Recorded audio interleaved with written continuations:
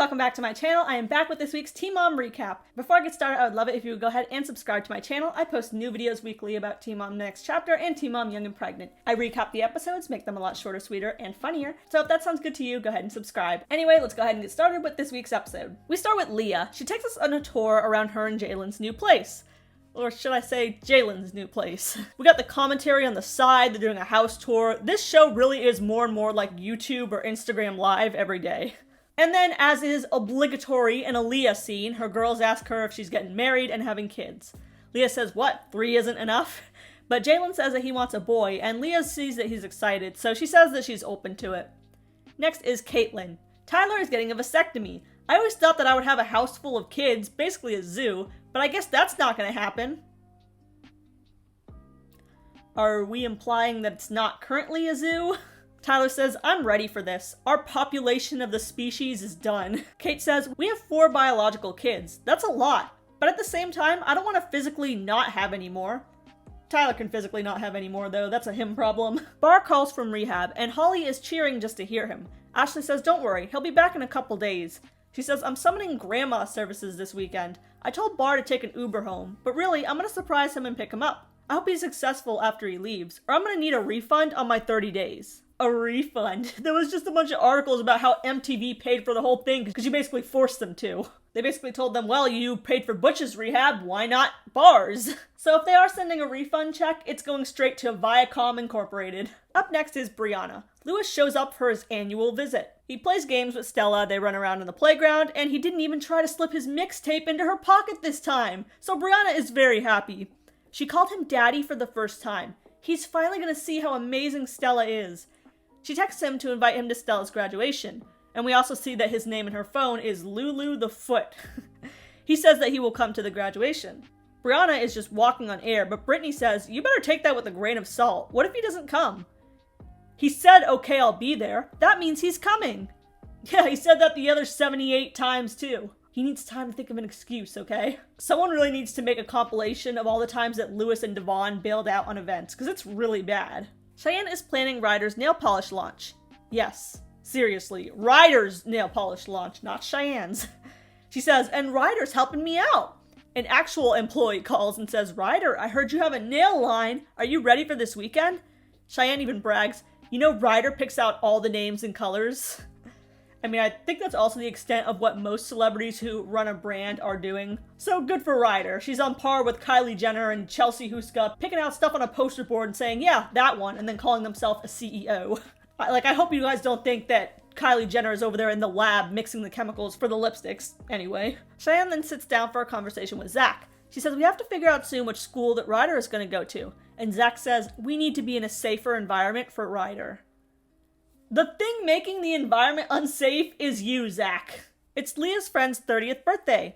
Jalen's sister even comes to it, although she's a bit torn up over her recent breakup. When she says that she broke up recently, one of Leah's friends says, let's turn up! And because this is a Leah scene, they of course have to ask her, are you getting married? Are you having kids? And there's an awkward silence. Jalen's sister says, if my brother had a kid, he would be an awesome dad. Next is Ashley. She says, Bar was bummed that I told him that I couldn't pick him up.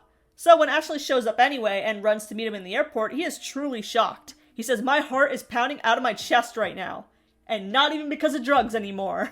He says, I just thought, what are you doing here? And then, wow, she's so beautiful. And then, has the psychosis finally set in? They ride back together home and they're very happy. When he comes back, Ashley says, Holly, there's an Amazon package at the door. But it's not a box, it's a bar. Holly runs up and gives him a hug. Tyler is nervous about his upcoming vasectomy. Kate says, I'm gonna get some frozen peas for your nutsack.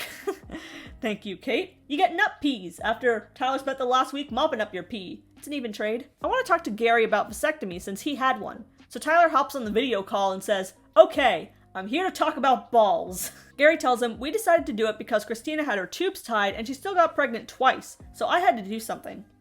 Where did that doctor learn to tie a knot? It's simple. You feel pretty much everything, but they do freeze you with cold air and you smell burning. Tyler says, what? And then Gary says, I asked if you were still gonna blow a load though, and you still will. Tyler makes it even worse when he says, you could take all the juices out. Less of a mess anyway. Just castrate my ass. I mean, well, it wouldn't be your ass that they're cutting off. Next is a Cheyenne scene, and her little opening music to her scene is the song Astronaut in the Ocean, which was surprising to me because the opening music for most of the girls' scenes is just like this royalty-free trash music that MTV probably found on iMovie. So when an actual song started playing, it kind of threw me off. I don't know if Cheyenne paid extra for it. I mean, everything Cheyenne does is extra, so it would check out. Anyway, she calls her sister and she says, "We need to talk business." Where's Ryder then? She's the only real business owner in this house. Zach and I are talking about moving. We all think it would be safer if, oh my god, it's a bug. This boring conversation gets interrupted because there's a giant-ass bug flying around Cheyenne and she just completely ruins the scene. Oh, and then Zach and Cheyenne go to look at their land. It's barely started yet, but they look at the piles of dirt and they're like, wow, this looks great. I mean, it looks like dirt, but you do you. Next is Brianna. It's Stella's graduation, and Lewis texts her asking what time it is. Bad sign. Brianna texts him, and he texts back, "Damn, I thought it was later. I just woke up." Pathetic fucking loser. Stella isn't hurting for anything, though. They decorated the car for the occasion. They got a private hibachi chef who shoots water or alcohol, I don't know, from a Nerf gun into Brittany's boyfriend's mouth. Never seen that trick before. Lewis also does a magic act. He made himself disappear for the day and never showed up. Brianna says, "I really tried to make her graduation special. I felt like I could rely on Lewis. It's really sad."